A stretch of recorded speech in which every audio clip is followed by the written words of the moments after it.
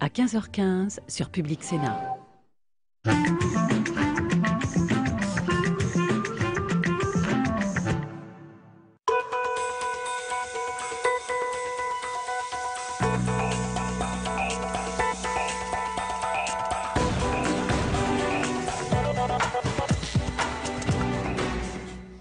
Bonsoir à tous et merci de nous retrouver pour une nouvelle édition de 24 heures Sénat. Et à la une ce soir, Cécile Duflot accuse Manuel Valls de mettre en danger le pacte républicain. Après ses propos sur les Roms, la ministre du Logement en appelle à la responsabilité du président de la République.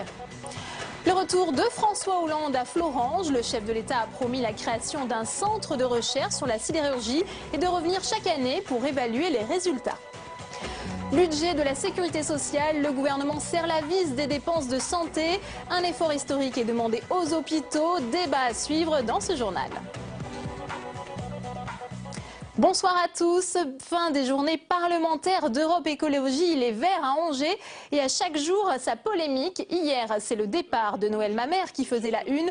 Aujourd'hui, c'est surtout la phrase de Cécile Duflot qui aura marqué cette journée. La ministre du Logement s'en est pris au ministre de l'Intérieur après ses propos sur les Roms. On l'écoute.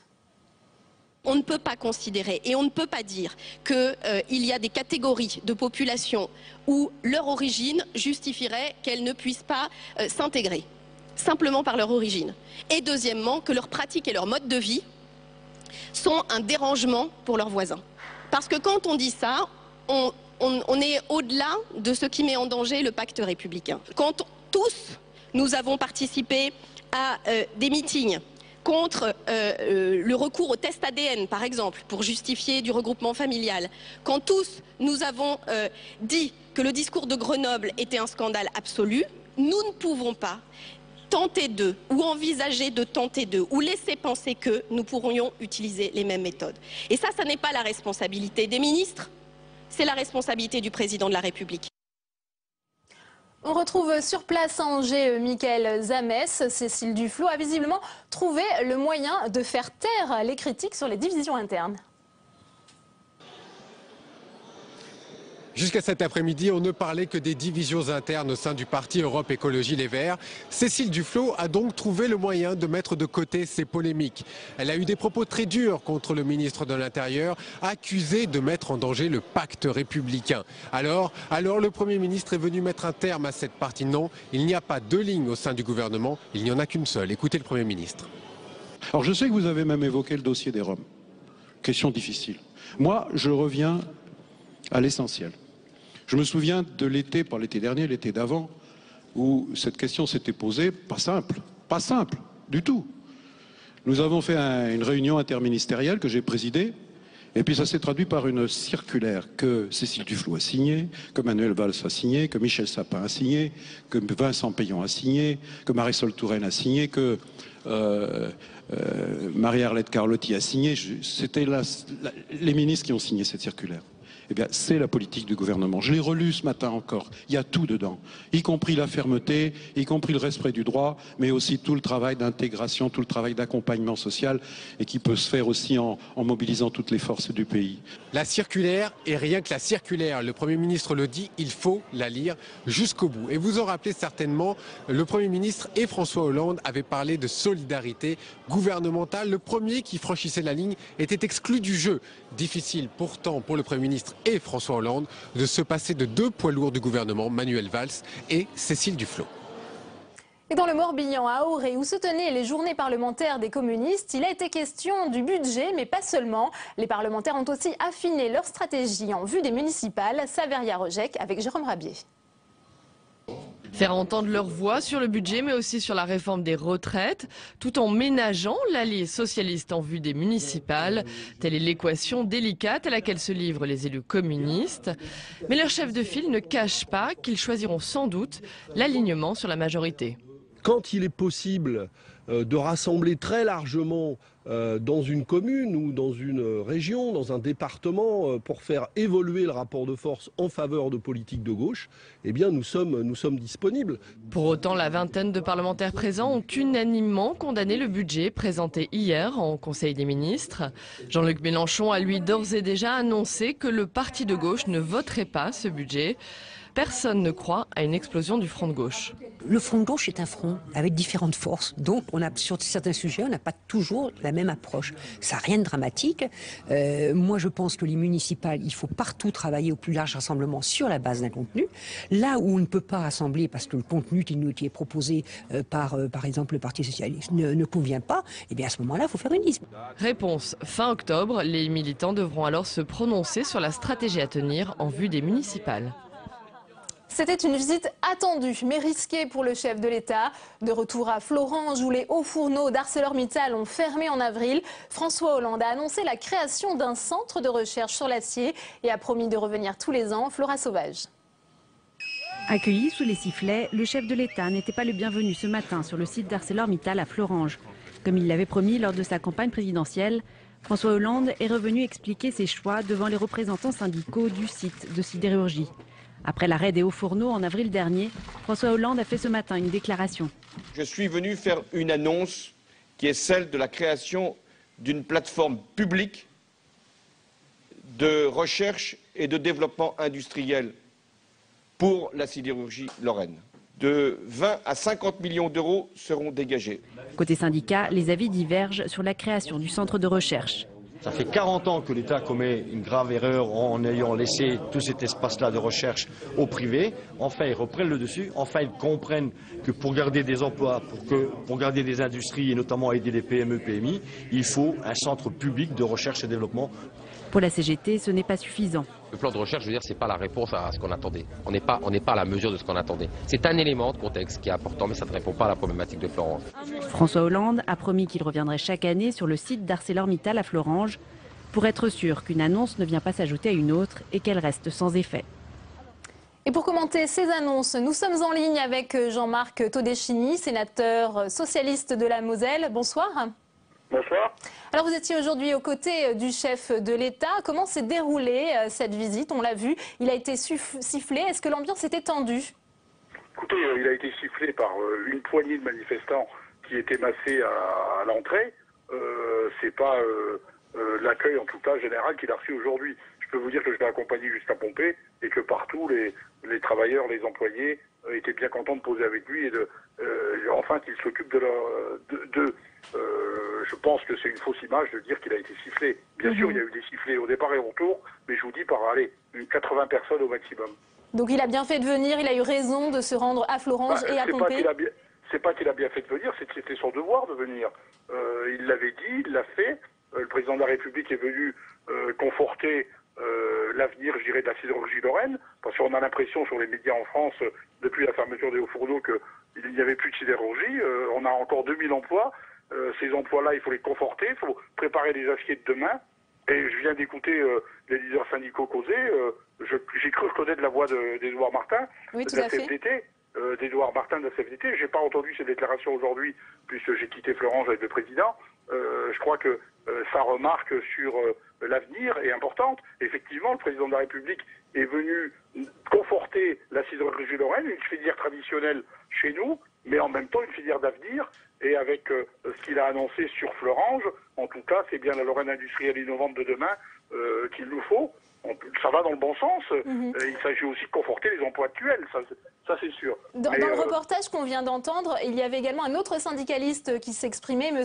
Buriello, qui lui disait que finalement la création de ce centre de recherche et développement ne correspondrait pas tout à fait aux attentes des habitants sur place. Non, il ne veut pas parler des habitants.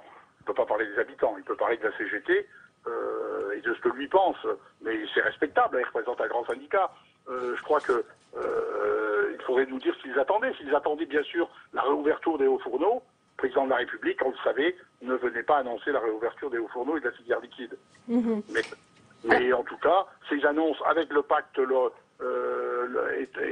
État-Région-Lorraine signé à Matignon voilà quelques jours, tout cela fait que les Lorrains peuvent, avec ces outils, prendre leur avenir en main. Et il ne s'agit pas de tourner de la page de Florange, comme certains voudraient le dire. Il s'agit de poursuivre et d'innover pour que Florange continue à exister et que la sidérurgie continue à exister chez nous, parce que c'est quelque chose de très important. Mais qu'est-ce que ça va changer, ce centre de recherche et développement public, puisqu'on sait qu'ArcelorMittal a déjà son propre centre de recherche et développement à Mézières-les-Messes?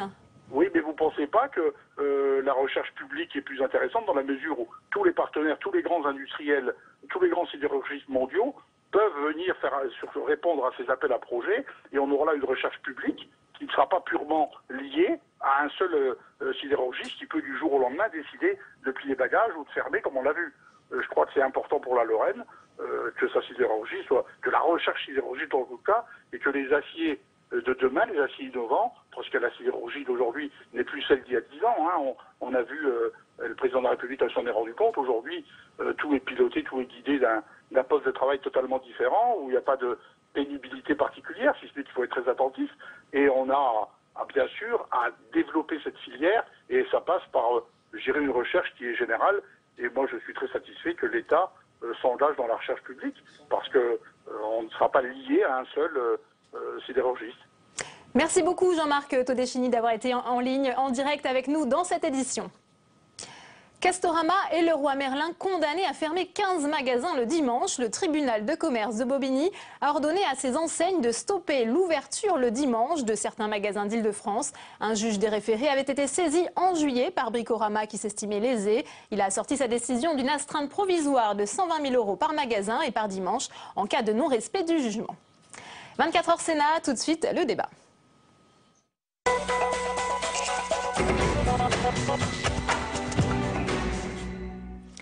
Après la présentation du budget hier, le gouvernement a présenté aujourd'hui le budget de la sécurité sociale. Objectif, contenir le déficit à moins de 13 milliards d'euros en 2014, avec un effort historique sur les hôpitaux, mais aussi sur les médicaments qui pourraient être vendus à l'unité. Sophie Normand-Couturier. Un seul objectif pour 2014, ramener le déficit de la sécurité sociale sous la barre des 13 milliards d'euros. Nous sommes passés d'un déficit global en 2011 de 21 milliards d'euros, régime général et fonds de solidarité vieillesse, à un déficit global ramené à 16 milliards d'euros pour 2013 et qui devrait être inférieur, donc 12 milliards 8 en 2014, inférieur à 13 milliards. Le gouvernement compte notamment sur la réforme des retraites. L'impact des mesures annoncées cet été, comme la hausse des cotisations vieillesse ou le report de la revalorisation des pensions, atteint 2,5 milliards d'euros. La branche famille, elle, bénéficiera d'un coup de rabot sur le quotient familial. Les impôts augmenteront de 12% pour les ménages avec enfants. Gain, plus d'1 milliard d'euros. Les cotisations familiales des entreprises, qui représentent 65% des recettes de cette branche, seront allégées en échange de leur contribution à la réforme des retraites. C'est sur la branche maladie la plus déficitaire que portera l'essentiel de l'effort. Les dépenses ne devront pas progresser de plus de 2,4% en 2014, soit le niveau le plus bas dans un budget depuis 1998. Le tour de vis portera sur les médicaments, les tarifs dans certaines spécialités ou la maîtrise médicalisée. Sur les hôpitaux aussi, avec 440 millions d'euros de coupes budgétaires prévues, ainsi que sur les soins de ville, avec une économie de 1,76 milliard d'euros. Et on va s'arrêter un instant sur une des mesures contenues dans ce projet de loi de financement de la sécurité sociale. Le gouvernement demande un effort historique à l'hôpital. On en parle avec nos invités ce soir. Patrick Pelou, bonsoir. Bonsoir. Vous êtes médecin urgentiste. Et René Caillé, vous êtes adjoint au délégué général de la Fédération hospitalière de France. Merci messieurs d'être avec nous. Merci. Alors quand on entend parler d'un effort historique sur les hôpitaux de l'ordre de 440 millions, vous dites que le gouvernement ne fait pas les économies au bon endroit, René Caillé ? Alors, pas au bon endroit, c'est toujours discutable. Je voudrais revenir quand même sur le terme historique, parce que ça fait tout de même plusieurs années que ces mesures d'économie ont lieu. Qui emploie ce terme aujourd'hui, la ministre de la Santé. C'est certainement le taux le plus bas affiché depuis plusieurs années, c'est incontestable. Ce qu'il faut remarquer, c'est que dans le contexte, avec un taux de croissance tel que celui qu'on a, 2-3%, les responsables des établissements doivent considérer que c'est tout de même un effort fait en leur direction. Maintenant, l'effort est très important, puisque ça représente, d'après nos calculs, à peu près 800 millions d'euros à trouver, dont presque la moitié en économie d'achat, etc. Mais ça n'est pas la première année. Ce qu'on constate, c'est que d'année en année, les efforts s'accroissent. Et sans doute, ça va être difficile parce que beaucoup d'établissements sont déficitaires aujourd'hui. Où est-ce qu'on en est en fait dans les chiffres ? Alors il y a une bataille de chiffres dans laquelle je ne veux pas entrer ce soir. En 2010, moi ce que j'ai trouvé, c'est un tiers des établissements étaient toujours déficitaires. Oui, mais ça veut dire que 2 tiers ne le sont pas. Donc en 2012, globalement, les hôpitaux sont pratiquement à l'équilibre. Il y a un certain nombre de situations difficiles, voire très difficiles pour une vingtaine sur 1000 d'établissements. Mais la situation est plutôt tenue, je veux dire. Et je crois qu'il faut souligner que le système de santé français, même s'il est coûteux, il est géré. Et donc dans le contexte difficile qu'on rencontre, je crois que ça doit être souligné aussi. Et en positivité, je crois que c'est ce que propose la ministre. On n'est pas ravis, évidemment. Je crois que les responsables des établissements ont devant eux une feuille de route extrêmement difficile à tenir. Ils ont déjà montré qu'ils sauraient la tenir, ils vont la tenir encore. Ça va continuer, je crois, à tendre les situations dans les établissements, il ne faut pas se le cacher. Des réorganisations, des restructurations, certainement des suppressions d'emplois, etc. On va rentrer dans le détail de ce qu'il faut faire pour faire des économies. Patrick Pelloux, on entend René Caillé qui dit que la situation des hôpitaux est gérée. Pourtant, la Cour des comptes, dans son rapport sur les comptes de la sécurité sociale, pointait également du doigt l'hôpital en disant que là, on pouvait faire des économies. Et je vois pas où. Mais comme vous venez de dire fort justement, l'exemple, c'était la chirurgie ambulatoire. Parce que bien disait sûr, la Cour des comptes, par exemple. Mais que la Cour des comptes s'adresse aux chirurgiens et les fasse muter de leur corporatisme, ou quand d'un coup on leur explique qu'il faut faire de la chirurgie ambulatoire, il suffit qu'il y en ait un qui dise non et c'est bloqué. Personne ne veut que l'hôpital redevienne l'hôpital du 19e siècle, évidemment. Tout le monde est d'accord pour dire qu'il faut qu'il se modernise. Lorsque la ministre dit, vous le dites fort justement, c'est un effort historique, non, on est dans un effort historique depuis à peu près 10 ans, même si vous redescendez, il y a, je crois, 2 plans pour sauver la sécurité sociale et la branche de l'assurance maladie depuis 1974, c'est pas nouveau. On a fait des progrès considérables, mais à chaque fois on nous demande de faire toujours plus et avec de moins en moins d'argent. Alors le plus c'est quoi? Alors évidemment, moi je ne suis pas économiste, mais c'est soigner une population qui vieillit de plus en plus, de prendre en charge des patients de plus en plus multipathologiques, et d'avoir, et ça a été dit dans le pacte de confiance et le rapport Couty qui a été rendu, et salué je pense par l'ensemble de la communauté sanitaire et sociale, c'est de prendre une intrication médico-psychosociale. Et là, ça place un curseur important dans notre civilisation, c'est savoir comment on va oublier personne. Et l'une des premières choses que vous voyez, quels que soient les pays et quelle que soit la catastrophe sociale que vous voyez dans des pays, la première structuration, c'est l'hôpital. Partout, même si vous allez dans des situations de guerre, il y a toujours l'hôpital qui est là. Bon. Donc, de donner un signal, qui est un signal de dire on va encore plus vous serrer la ceinture, c'est quelque chose qui, pour nous, est inacceptable. Parce que s'il y a un emploi, et je vais prendre, tiens, un brillant économiste, Jacques Attali, dans son dernier bouquin, il explique que s'il y a un endroit où on peut avoir des gisements d'emploi, et j'ai eu l'impression que le gouvernement disait que l'important c'était de créer de l'emploi, c'est justement le sanitaire et social. Et en effet, que vont faire les directeurs d'hôpitaux? Ils vont encore supprimer des emplois. Qu'est-ce qu'on va faire? On va encore fermer des services, on va encore restructurer un petit peu plus. Ça va devenir de plus en plus difficile pour les patients et pour les familles de se faire soigner. C'est pour ça que le signal qui est donné là, de dire on va faire encore plus d'économies, c'est intolérable. Par contre, alors là, oui d'accord, si on me dit on va faire des restructurations, parce que c'est un peu Ian Illich, vous savez, ce sociologue qui disait qu'on rajoute de plus en plus de couches technocratiques sur un système et il marche de moins en moins. Là, évidemment, là, on peut faire des économies. Ça, c'est évident. René Caillé, vous avez vous-même parlé de mesures d'efficience des achats. Qu'est-ce que ça veut dire quand le gouvernement dit qu'on peut prendre des mesures d'efficience des achats pour les hôpitaux? Concrètement, ça veut dire que les hôpitaux se regroupent pour acheter. Au lieu de rester individuellement acheteurs, ce qu'ils ont été historiquement, ils se sont progressivement, et ça fait plusieurs années, ils se sont regroupés pour faire des achats. Ils n'ont pas attendu ces dernières années, ni ce que je viens de dire pour le faire. Mais aujourd'hui, ça a pris une dimension pratiquement nationale, et ces politiques d'achat nationales produisent des effets. Rien que par exemple, sur ce qui peut paraître surprenant sur l'énergie, il y a des gisements d'économies à faire. Donc, s'il faut les faire, faisons-les. Des économies à faire, des possibilités, des endroits dans l'organisation de l'hôpital tel qu'il est aujourd'hui en France, il y a quand même des endroits où on peut faire des économies, par exemple. Il y a un certain nombre d'économies à faire dans les hôpitaux. C'est pas nouveau, on les fait progressivement tous les ans. Les dépenses de par personnel. Exemple, au risque de provoquer, on peut faire des économies en développant la chirurgie ambulatoire. Alors ça, c'est ce que mais justement propose milliards, le rapport de la Cour des comptes. Pas 5 milliards. Effectivement, le chiffre est avancé par la Cour des comptes. Moi, je rejoins complètement Patrick Pelloux là-dessus. 5 milliards, c'est quoi? C'est une règle de 3 appliquée. On dit, si tout le monde, demain matin, appliquait chirurgie ambulatoire, 80% de tous les patients, c'est une hospitalisation courte, on opère et le patient peut rentrer rapidement chez lui. Normalement. Ça, c'est très bien. Donc l'idée, c'est qu'effectivement, on n'est pas en avance en France pour des tas de raisons historiques, culturelles. Hein, tu as dit les chirurgiens, voilà, donc c'est pas moi qui le dis, mais je pense qu'effectivement, c'est un aspect. On est à 40%, un petit peu moins, enfin à peu près, de chirurgie ambulatoire. Si on peut atteindre plus que 50% des patients en chirurgie ambulatoire dans un certain nombre de pathologies, les patients s'en trouveront mieux, l'hospitalisation sera plus courte, on fera des économies. Mais 5 milliards, de grâce, je crois qu'à un moment donné, ça frise pas la provocation. On peut espérer combien d'économies sur la chirurgie ambulatoire, alors selon vous? Combien on peut espérer d'économies? Je suis incapable de vous donner un chiffre. Pas énormément. C'est difficile à dire. Je me permets de vous donner un exemple. Quand vous regardez le regroupement des maternités, on nous a fait croire, il y a à peu près une trentaine d'années, qu'il fallait regrouper les maternités parce qu'on faisait bien que ce qu'on faisait souvent, patacouffin, machin bidule. Et derrière, ils avaient dit, ah mais on va faire en plus des économies. Quand vous regardez, en fait, il n'y a pas eu tant d'économies que ça.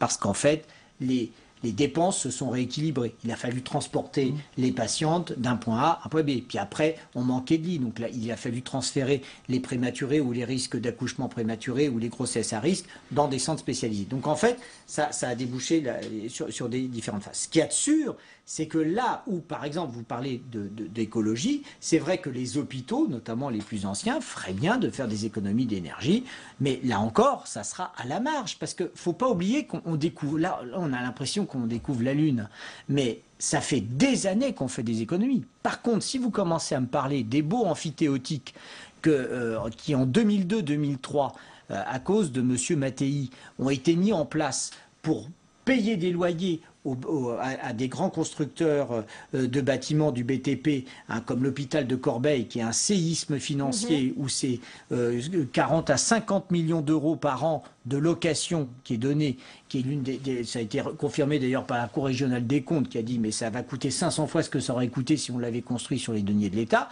Là oui. Là, il y a peut-être des gisements d'économie à faire. D'autre part, il y a une mesure que vous citiez en introduction qui est très importante, c'est la vente des médicaments à l'unité. Ça, c'est très bien. Parce que du coup, ça va empêcher les laboratoires... Et ça, vous pensez que les Français... mais ça se fait aux États-Unis depuis des années.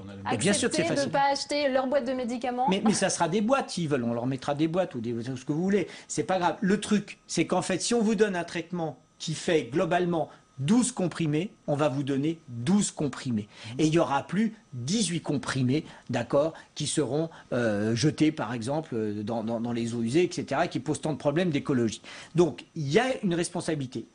En plus, moi, ça va m'arranger, parce que toutes les tentatives de suicide où vous avez des patients qui sont dans des très grandes souffrances et qui d'un coup vont manger toute la boîte à pharmacie, eh ben ça va peut-être limiter la casse. Donc ça, c'est des mesures qui vont compter. Mais je voudrais juste terminer sur une chose. Ce qu'il faudrait peut-être un jour, c'est qu'on augmente justement les ressources de la sécurité sociale, plutôt que sans arrêt, ça soit les professionnels et les malades qui trinquent. Moi, j'aimerais qu'on taxe un peu toutes ces grands consortiums financiers qui font énormément de business et qui ne donne jamais d'argent à la sécurité sociale. Je voudrais revenir sur un point qui a été abordé par Patrick Pelloux, René Caillé, sur les regroupements des hôpitaux. Est-ce que ça, c'est pas une source d'économie? Visiblement, ça marche pas. Vous avez cité le cas des maternités. Pourtant, je me souviens, moi, de la loi Bachelot, il y avait justement des regroupements d'hôpitaux qui étaient prévus. Je ne répondrai pas sur la loi Bachelot, mais sur les regroupements. Sur les regroupements, c'est quelque chose qui peut fonctionner. Ça dépend dans quel contexte on le fait. Il y a des cas où ça marche. Si ça tient compte des spécificités locales et si on ne tombe pas dans un système complètement techno et administratif. Bon. Ce que je veux dire, c'est qu'un hôpital, c'est un organisme vivant. Bien sûr. Les économies qu'on fait, elles servent à financer des choses nouvelles. Donc on est dans un renouvellement permanent et heureusement pour les patients. Dans les économies qui sont proposées, il y en a une qui est formidable, qui est un peu potentielle, mais qui est formidable. C'est le fait de mieux faire travailler les professionnels ensemble, entre les professionnels de ville, les hospitaliers, etc., dans un parcours. Je sais que c'est un petit peu discuté. C'est certainement une vraie piste, mais ça, c'est un regroupement à éviter des hospitalisations. Le regroupement qui consiste à associer 2 gros hôpitaux pour faire une seule direction et faire encore un plus gros hôpital, on peut discuter de l'intérêt, très honnêtement. Certains sont rentables, entre guillemets. En général, ça ne produit pas grand-chose. Donc les fusions, en général, ont montré leurs limites. Mais de vrais changements d'organisation qui sont des restructurations vraies, c'est quelque chose qu'on porte, nous, à la FHF, depuis plusieurs années. Mais à propos, on a quand même l'impression qu'il y a des corporatismes très forts, que la réforme de l'hôpital est impossible, que ce soit à droite comme à gauche. On en arrive toujours à ce même constat d'établissements dans le rouge avec des déficits importants. Là, on sort de 10 ans de néolibéralisme qui voulait l'hôpital-entreprise, la tarification à l'activité, où on a fait croire aux hospitaliers que s'ils rentraient... Ça, c'est terminé. J'espère. Parce que ça a marqué des points. Cette espèce de poids sur l'économie de santé, c'est extrêmement difficile. Mais en effet, si je vous donne un exemple, par exemple, les patients qui ont été pris en charge dans un hôpital en aigu, c'est-à-dire une pathologie aiguë, etc., ils ont été pris en charge, notamment si on prend l'exemple des personnes âgées, et que vous avez besoin de soins de suite et rééducation. Bon. On s'est aperçu, parce que là nous avons un gros problème de lit d'aval dans les hôpitaux, que des établissements de soins de suite et rééducation ne reçoivent les malades que certains jours à certaines heures. Et que le reste du temps, ils refusent d'accueillir même s'ils ont des lits disponibles. Bon, c'est sûr qu'on a envie de dire, faisons une plus grande fluidité. Facilitons le retour des malades à domicile. Mais là, évidemment, certains vous disent, oui, mais c'est très compliqué parce que les malades, il y a besoin d'un accompagnement social, etc. Donc c'est vrai qu'il y a une dynamique à trouver, pas seulement avec les médecins de ville, mais aussi avec les kinésithérapeutes de ville, les infirmières de ville. Donc il y a un système à réinventer. Mais... Et comment expliquez-vous qu'on n'arrive pas à trouver un équilibre entre une vision de Nicolas Sarkozy, l'hôpital doit se gérer comme une entreprise, et puis François Hollande qui est revenu sur ses propos en disant non, au contraire, on ne gère pas un hôpital comme une entreprise. Mais un hôpital n'est pas... C'est une entreprise de fait parce que c'est un regroupement d'individus au service d'une cause, mais ça ne peut pas être une entreprise avec un seul patron, etc. Parce que ça se décline avec un monde qui est un monde qui porte la science, qui porte le psyché et en plus maintenant le social. Parce que l'hôpital moderne... Quand vous dites réinventer un système, vous pensez à quoi justement entre ces deux visions alors? Entre ces deux visions, c'est que l'hôpital devient médico-psychosocial. L'hôpital n'est plus un pôle d'excellence tel qu'on nous l'a servi pendant des années, mais l'excellence doit être partout. Et cette excellence, si on veut la construire et si on veut faire un certain nombre d'économies, ça passe d'abord par des formations continues qui sont indépendantes et totalement indépendantes des laboratoires pharmaceutiques et ça construit un meilleur bien-être des professionnels. Ça veut dire Vous êtes d'accord, René Caillé, avec cette vision? Oui, je partage la vision globale. Oui, mais on peut être que d'accord. C'est nécessaire. Mais le problème qu'il y a là et ce qui va opposer un certain nombre de directeurs aux médecins et au personnel, c'est quand d'un coup, et alors qu'on a une progression d'activité, ne serait-ce que, je dis, par le vieillissement, par des pathologies modernes, parce que si on regarde sur l'œil optimiste, qu'est-ce qui a fait avancer à l'heure actuelle, notamment sur la prise en charge des accidents vasculaires cérébraux? C'est l'hôpital, l'université, on met au service de la population, maintenant, on combat d'une manière absolument moderne et remarquable les hémiplégies. Les progrès qui vont être faits, j'espère, dans les 10-15 ans qui vont être, ça va être d'empêcher les lésions de la moelle, par exemple.